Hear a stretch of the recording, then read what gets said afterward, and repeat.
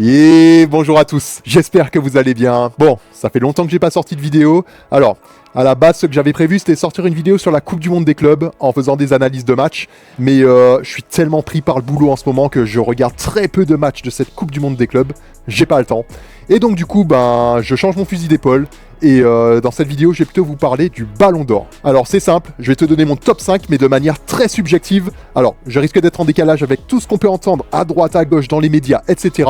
Mais je prendrai le temps d'argumenter chacun de mes choix. Avant de te donner mon classement, on va d'abord faire un point sur les critères et les règles d'élection du Ballon d'Or, histoire de poser les bases. On ne perd pas plus de temps, et on démarre tout de suite. C'est parti. Comme tu le sais déjà, le Ballon d'Or est un prix décerné chaque année au mois de septembre. Il vient récompenser le meilleur joueur de la saison écoulée en s'appuyant sur 3 critères bien précis. D'abord, ses performances individuelles et son caractère décisif. Ensuite, l'aspect collectif avec le nombre de trophées remportés dans la saison. Et enfin, un critère un peu plus subjectif, la classe du joueur et son fair play. Le Ballon d'Or est attribué par un jury de journalistes du monde entier. Il y a un votant par pays, mais uniquement pour les nations qui figurent dans le top 100 du classement FIFA. Chaque journaliste établit un top 10 et chaque position dans ce classement rapporte un certain nombre de points. 15 points pour le joueur inscrit à la première place, 12 points pour le deuxième, 10 pour le troisième, et évidemment, plus on descend dans le classement, plus le nombre de points diminue. Et une fois les votes clôturés, un jury récupère les listes des 100 journalistes, et à la fin, le joueur qui a récolté le plus de points remporte le Ballon d'Or. Bon, on a posé les bases, il est temps de te donner mon top 5. On commence tout de suite avec la 5e place, et à cette position, j'ai choisi Vitinha. Reprenons les critères d'élection du Ballon d'Or un à un. Commençons avec le premier, celui des performances individuelles. Statistiquement, Vitinha cette saison c'est 55 matchs joués pour 8 buts et 4 passes décisives. Si on ne regarde que les chiffres, c'est un peu léger, mais attention, on parle ici de performances individuelles, pas seulement de statistiques, et là-dessus, Vitinha coche toutes les cases. En effet, au milieu de terrain, il a été le métronome du Paris Saint-Germain toute la saison, c'est lui qui dictait le rythme, qui fluidifiait le jeu, tout en étant toujours juste techniquement et intelligent dans ses choix. Aux côtés d'un João Neves impressionnant et d'un Fabian Ruiz qui a pris de l'ampleur au fil de la saison, Vitinha s'est imposé comme la pièce maîtresse du milieu de terrain parisien.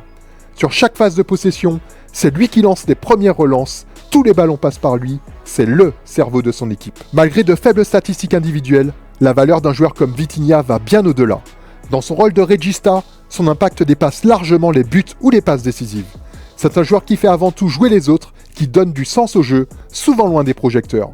Si l'an dernier un profil comme Rodri, tout aussi discret statistiquement mais essentiel dans le jeu, a été couronné, alors pourquoi Vitinha ne pourrait-il pas prétendre à la même reconnaissance ?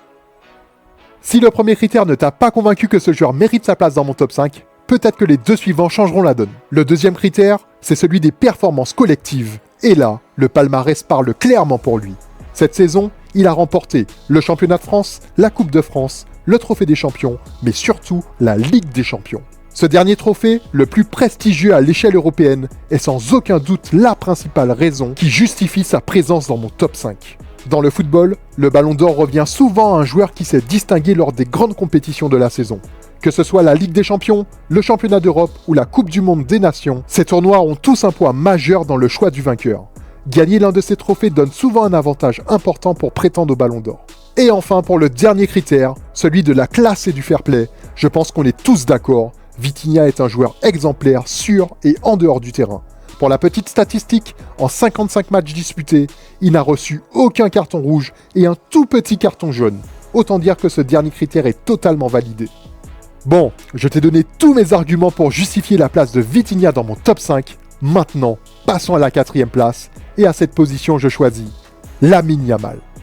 Je pense que ça doit te choquer de le voir seulement 4e de mon classement. Mais reste bien jusqu'au bout, je tenterai de t'expliquer pourquoi quand tu découvriras mes choix. 3, 2 et 1. Pour commencer, parlons du premier critère, celui des performances individuelles et du caractère décisif. Lamine Yamal est un attaquant, et pour un joueur à ce poste, les statistiques individuelles sont un bon indicateur de performance sur la saison. Cette année, en 55 matchs toutes compétitions confondues, il a inscrit 18 buts et délivré 25 passes décisives. Un total impressionnant puisqu'il a été décisif à 43 reprises en 55 rencontres, ce qui lui offre un excellent ratio. Mais là où il a vraiment brillé, c'est dans les moments clés, lors des gros matchs. Par exemple, sur les 4 classicos disputés cette saison, il était décisif à chaque fois. Lors du premier classico de la saison remporté 4-0 par le Barça, il inscrit un but. Puis en finale de Supercoupe d'Espagne, il marque à nouveau et rebelote lors du dernier Classico en championnat où il trouve encore une fois le chemin des filets. Et enfin, en finale de Copa, il délivre 2 passes décisives. En résumé, face au Real Madrid cette saison, c'est 4 matchs, 3 buts et 2 passes décisives, le tout avec des prestations d'un niveau exceptionnel. Et ce n'est pas tout, il a aussi marqué les esprits en demi-finale de Ligue des Champions contre l'Inter, une double confrontation qui, à mon sens, a été un véritable tournant dans l'opinion générale. À l'aller comme au retour, il a tout simplement été phénoménal, virevoltant, insaisissable, magique. Chaque fois qu'il touchait le ballon, on sentait la panique dans la défense de l'Inter. C'est probablement à partir de ce moment-là que beaucoup l'ont vu comme le grand favori pour ce Ballon d'Or 2025. Bon, pour le premier critère, on va s'arrêter là. Passons maintenant aux 2 critères restants. Pour les trophées, même s'il n'a pas soulevé la Ligue des Champions, il a remporté une Liga, une Supercoupe d'Espagne et une Coupe du Roi. Un triplé national loin d'être anodin dans un contexte de forte concurrence, notamment avec le Real Madrid. Quant aux critères du fair play, sur le terrain, c'est un joueur respectueux qui ne tombe pas dans la provocation. Et en plus du fair play, ce 3e critère du Ballon d'Or prend en compte la classe et le charisme. Et à ce niveau, Lamine Yamal devance tous ses concurrents selon moi. Il y a une sorte d'aura autour de lui, peut-être dû à son âge ou à son ascension fulgurante. Il dégage quelque chose qui attire naturellement les projecteurs sur lui. Et mine de rien, c'est un gros avantage dans la course au trophée. Bon, au vu de tout ce que je viens de dire, tu peux te demander mais pourquoi Yamal n'est que 4e de mon classement? Eh ben c'est justement en te parlant de mon prochain choix que je vais tenter de t'expliquer pourquoi je ne l'ai pas mis plus haut. Ah bah d'ailleurs, puisqu'on y est, le joueur que j'ai choisi à la 3e position, c'est Rafinha. Pour comprendre pourquoi je le place devant Lamine Yamal, il faut d'abord se pencher sur le premier critère, celui des performances individuelles. Cette saison, Rafinha a disputé 57 matchs, inscrit 37 buts et délivré 25 passes décisives. En comparaison, Yamal c'est 55 matchs pour 18 buts et 25 passes décisives. Un nombre de passes égal, Rafinha a marqué 2 fois plus de buts. Au-delà des statistiques, il y a un autre élément à prendre en compte, la régularité. C'est purement subjectif, mais sur ce point, je trouve que Rafinha a été bien plus constant tout au long de la saison. Il a été performant dès les premiers matchs de Liga, et même lors des passages compliqués du Barça en octobre et en novembre, il a souvent maintenu son équipe à bout de bras. Alors oui, Lamine Yamal a ébloui toute la planète foot par sa classe et sa technique, mais je garde en tête que Rafinha a été plus constant du début à la fin de la saison. Il a parfaitement assumé son rôle de leader et de capitaine lorsqu'il a eu le brassard. Son potentiel est très certainement en dessous de celui de Lamine Yamal, mais sur la saison, j'estime que le niveau moyen de Rafinha a été plus élevé. En ce qui concerne le 2e critère, celui du palmarès, Rafinha évolue dans la même équipe que Lamine Yamal, donc pas besoin d'y revenir, je l'ai déjà détaillé tout à l'heure. Et pour le 3e critère, celui de la classe et du fair play, rien à signaler non plus. Rafinha est un joueur globalement irréprochable, qui reste concentré sur son football et ne fait pas de vagues.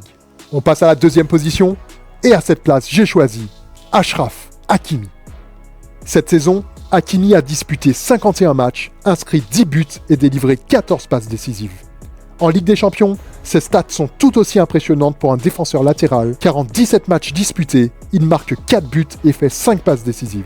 Parmi ses buts en Champions League, 3 interviennent dans des matchs clés. Un contre Aston Villa en quart de finale, un en demi-finale contre Arsenal au match retour, et c'est lui qui ouvre le score en finale de Ligue des Champions. Ces chiffres traduisent 2 choses. D'abord, on parle ici du défenseur qui a fait le plus de stats dans le monde cette saison. Aucun latéral n'affiche un tel rendement offensif. Et surtout, ces statistiques ne sont pas anodines, elles tombent dans les grands rendez-vous. À ce niveau-là, aucun des 3 autres joueurs de mon top 5 cités précédemment n'a été aussi décisif qu'Achraf Hakimi dans les grands matchs de Ligue des Champions. À ce titre, il mérite clairement sa 2e place dans mon classement. Au-delà des statistiques, il a affiché un niveau de jeu exceptionnel tout au long de la saison, avec un volume de jeu impressionnant et une régularité qui force le respect. Il aurait pu être premier de mon top 5 parce qu'il coche toutes les cases, au niveau du palmarès, mais aussi en matière de classe et de fair play. Mais finalement, c'est un de ses coéquipiers qui a pris l'avantage dans mon esprit. Et tu vois de qui je parle? Je parle bien sûr d'Ousmane Dembélé. Cette saison, il a été tout simplement monstrueux. En 49 matchs, il a inscrit 33 buts et délivré 15 passes décisives. Et en Ligue des Champions, en 15 matchs, c'est 8 buts et 6 passes décisives. À mes yeux, ce qui fait la différence entre lui et tous les autres joueurs de mon top 5, c'est qu'il a été déterminant et décisif dans tout, je dis bien tout, les matchs à élimination directe de Ligue des Champions. Il marque 2 buts lors des 2 matchs de barrage contre Brest. En 8e de finale contre Liverpool, il se montre à nouveau décisif avec un but ultra important au match retour. Ensuite, en quart de finale, il distribue 2 passes décisives face à Aston Villa. En demi-finale, il inscrit l'unique but du match aller contre Arsenal. Et au match retour, il fait une passe décisive. Et pour finir, en finale contre l'Inter, il fait 2 passes décisives. Pour le palmarès, tout comme ses coéquipiers Hakimi et Vitinha, il a remporté le trophée le plus prestigieux avec la Ligue des Champions. Et concernant le dernier critère, celui de la classe et du fair play, il coche également toutes les cases. Dembélé est un joueur exemplaire et irréprochable sur et en dehors du terrain. C'est pour l'ensemble de ces raisons que, selon moi, c'est lui qui mérite le plus le Ballon d'Or 2025.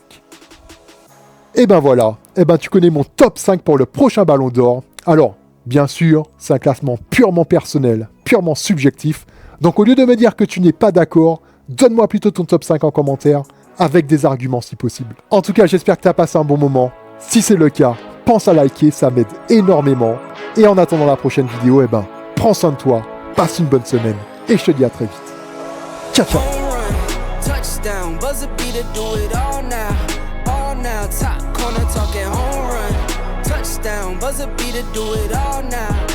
now, top corner like